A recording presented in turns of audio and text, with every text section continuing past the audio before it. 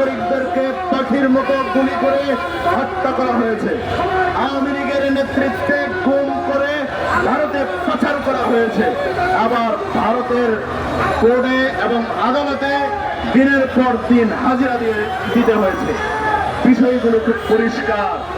বিগত 17 বছরে আওয়ামী সরকার যেভাবে বাংলাদেশের স্বাধীনতার সার্বভৌমত্ব সুরক্ষা না করে অরক্ষিত রেখেছিল, তার প্রতিফলন হিসেবে বিএনপির স্থায়ী কমিটির সদস্য সালাউদ্দিন সাহেবকে গুম করে ভারতে ফেলে রাখা হয়েছিল।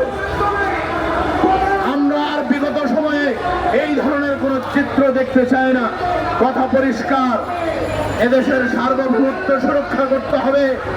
কোন নতুন পররাষ্ট্রনীতি আমরা মেনে নিতে প্রস্তুত নই। সীমান্তে যদি একটা গুলি হয়, পাল্টা গুলির আঘাত পড়বে। তাদের সাথে আমাদের কোন নতুন পররাষ্ট্রনীতি হবে না।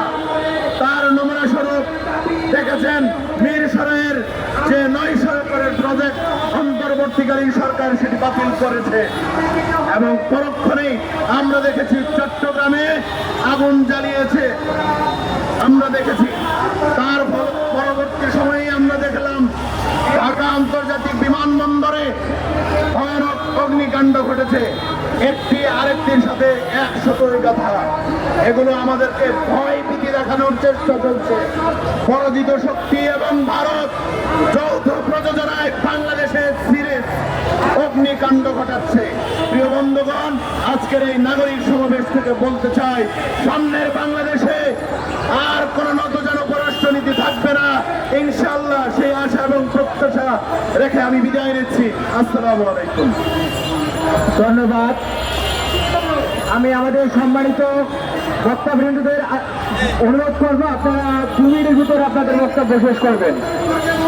এ পর্যায়ে আমি বক্তব্য রাখার জন্য আহ্বান জানাচ্ছি আলাউদ্দিন কামরুল, মুসলিম প্রফেশনাল ফোরাম প্রতিনিধি, মুসলিম প্রফেশনাল ফোরামের প্রতিনিধি। আসসালামু আলাইকুম। দেশ বাঁচাও মানুষ বাঁচাও রিপন ভাইকে ধন্যবাদ জানাই আবারও, যে দেশের সার্বভৌমত্বের মতো একটা গুরুত্বপূর্ণ বিষয়ে যে নাগরিক সমাবেশ করেছেন তার জন্য। সার্বভৌমত্বের সংজ্ঞা যদি আমরা বলি, আমরা অতীতের ফ্যাসিস্ট হাসিনাকে দেখেছি। সে বলেছে মুজিবের কন্যা দেশ বিক্রি করে না। যদিও সে বক্তব্য বলেছিল ভারত যা চেয়েছে আমি এমনভাবে দিয়েছি যে আমাকে আজীবন মনে রাখবে। তাহলে সার্বভৌমত্বের বিষয়টা হচ্ছে আপনার রাষ্ট্র কি আপনি চালান, না আপনার রাষ্ট্র আরেকজনের বুদ্ধিতে চলে। আমরা যদি এই পরিবর্তিত রাজনৈতিক ব্যবস্থায় যদি দেখি, আমরা দেখি জুলাই সনদ আমেরিকান নাগরিকরা মিলে তৈরি করেছে, যেটা অনেকটা আমেরিকান প্রজেক্ট।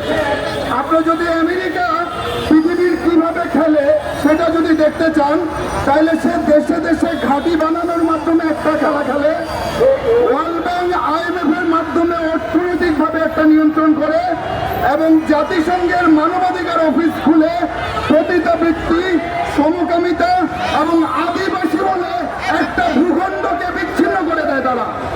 তাইলে সেই সার্বভৌমত্ব আজকে হুমকির সম্মুখীন। এই সার্বভৌমত্বকে আমরা গণতন্ত্র দিয়ে রক্ষা করতে পারবো কিনা, এইটা একটা চিন্তার বিষয়। পৃথিবীর সবচেয়ে বড় গণতান্ত্রিক রাষ্ট্র আমেরিকা, পৃথিবীর বড় গণতান্ত্রিক রাষ্ট্র ব্রিটেন, পৃথিবীর বড় গণতান্ত্রিক রাষ্ট্র ফ্রান্স, যারা অন্যান্য দেশগুলোকে শোষণ করে, অন্য দেশের সার্বভৌমত্ব নষ্ট করে তারা পৃথিবীকে নিয়ন্ত্রণ করেছে।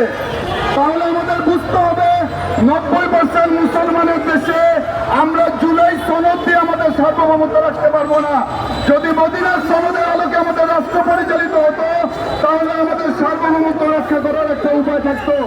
আমি 90% মুসলমানের দেশে এই আহ্বান জানাতে চাই, মুসলমানের বিশ্বাস এবং আকিদা দিয়ে রাষ্ট্র পরিচালনার পথ উন্মুক্ত করে, মুসলমানদের শত্রুরে এই দেশে ঢুকার পথ বন্ধ করে আমাদের আগামী বাংলাদেশের সূচনা করতে হবে। আসসালামু আলাইকুম রহমতুল্লাহ। ধন্যবাদ। ইতিমধ্যে আমাদের